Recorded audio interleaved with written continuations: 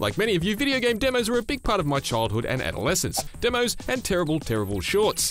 That was back during the golden age of demo discs, back when they were everywhere, on the front of magazines, included with your new console, or even handed over to you for buying a pizza. Earlier last month, we put together a short ode to some of the greatest game demos ever forged by humans. Plenty of you were quick to endorse the selected demos, and plenty of you were equally quick to share your own favourites. Either way, it was genuinely pleasant to engage with video game aficionados the world over who shared my love of fine demos. Come on, group up. That said, here are 6 more of the greatest video game demonstrations of all time, as suggested by you, and as stolen by me. Coming in at number 6 this time is the demo for Final Fantasy VIII, which was first made available nearly a full year ahead of the game's eventual Western release in the back half of 1999, because the 90s were totally awesome. Anyway, the demo itself was as well proportioned as its new, more realistic character models were, easily clocking in at over 30 minutes. It was the world's first glimpse of a new kind of Final Fantasy, and it also marked our first taste of the somewhat misleading Gunblade, a vibrating sword welded to a pistol you couldn't actually shoot anyone with. It also featured a giant mechanical spider, because it was 1999, and why the hell not? There are actually a bunch of differences between the demo and the final game, but perhaps most interestingly, the music was changed entirely. Why? Speculation says the tune from the demo was binned for sounding virtually identical to part of the score for The Rock, and the internet's never wrong about anything, are they, Mr. Connery? Number 5 is the fondly remembered demo for Bioshock, which comes directly from the Metal Gear Solid 2 school of demos, that is, take a game everyone's seriously yearning for and let them play a whole heap of it. The Bioshock demo, which dropped players at the start of the game, successfully established the game's underwater setting and quickly gave players several weapons and plasmids to experiment with. In stark contrast to demos that only last a few minutes, Ken Levine and his irrational team let players nibble on the Bioshock bait for a good 45 minutes before yanking on the line and hooking us all completely. Number 4 in this occasion is a demo that actually did only last a few minutes, but was almost endlessly replayable. It's the demo for Driver. At the time of its release, there was nothing else like it, and this demo was the world's first taste of just how much fun driving around a 3D city with complete freedom could be. Fun, it most certainly was. Although that should be no surprise considering it had a dedicated burnout button, and car chases are pretty much the coolest things since the other side of the pillow. It's science! Fire up the roof. That was brilliant. I don't know about you, but I completely lost track of how many times I played this demo prior to the release of the full game, leaving a trail of destruction through Miami that would only be matched when someone gave Michael Bay a video camera and a folding chair with his name on the back of it.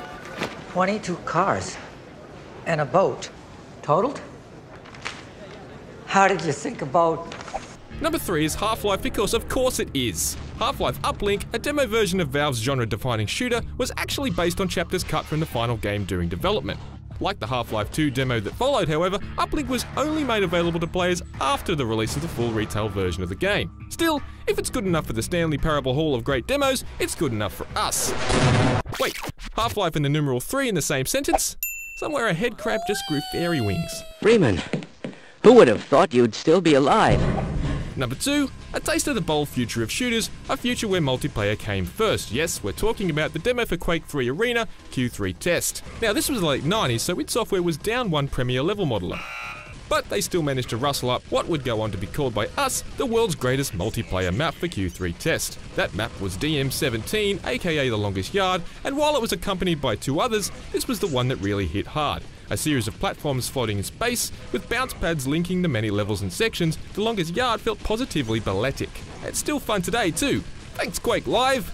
Coming in at number 1 this time is a demo so fresh it wasn't even around for the last video. During last month's video, I declared the days of truly great playable demos were probably behind us. I proclaimed the legendary Metal Gear Solid 2 demo was the most remarkable and memorable demo I'd ever played, made a cheap gag about Ground Zeroes, and moved on. Well, I was wrong. As a penance, I will do a push-up. Why? Don't you feel dumb? On August 12, Sony announced the release of an interactive teaser called PT. It turned out to be a ruse when it was discovered it was actually a teaser for the upcoming Silent Hills, from Metal Gear guru Hideo Kojima and Guillermo del Toro. Booyah! The man who showed the world how cool Ron Perlman looks when you paint him red. PT is notable for its extraordinarily obtuse requirements to see the ending tease, which required a player to stare at a clock, walk 10 steps, rub their belly, then whisper their home address to their PS4 before standing on one leg while the stereo played the theme song from Perfect Strangers. It's also completely terrifying. According to Sony, the demo has been downloaded over 1 million times, and shared PT footage has been viewed more than 30 million times. Not a bad result, really, and certainly proof that not everybody has forgotten how to make a demo that'll be remembered for a long time. You win this round, Kojima. How closely Silent Hills will ultimately align with PT remains a mystery, but hey, it's got Norman Reedus in it. That's a good thing, right? I mean, he was in that Walking Dead game. And that game was... Oh, wait, he was in that other one, wasn't he? Where's his neck? For more great games content and obscure references to 90s sitcoms, stick with IGN.